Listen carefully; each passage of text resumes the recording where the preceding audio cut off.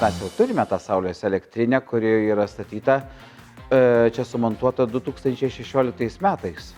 Bet kuriuo atveju mūsų pastatas yra pakankamai didelis ir tos sistemos jos labai greitai sunaudoja tą elektrą. Kadangi dar mes per metus, įsakime, iš tinklo mes dar sunaudojame apie 30 000 kW. Mes dar tos elektros. Tai pernai metais mus išgąsdino tos kainos elektros, nes išleidom, nors sutaupėm pakankamai daug, bet išleidom pinigų daugiau, dar daugiau, žodžiu, už elektrą mokėdami. Tai nusprendėm, kad gal reikia praplėsti. Nes stogą turim, pakankamai vietos yra, tai truputėlį, kad pajėgumai būtų didesni.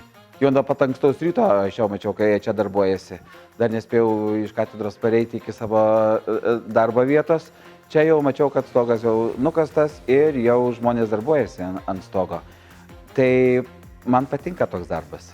Ačiū Dievui, kad jie už jų gerus darbus ir ačiū tiems darbuotojams, kurie labai operatyviai viską čia ir tiek dokumentų tvarkymas, tiek dabartiniai darbai, kurie vyksta, labai operatyviai viskas darosi.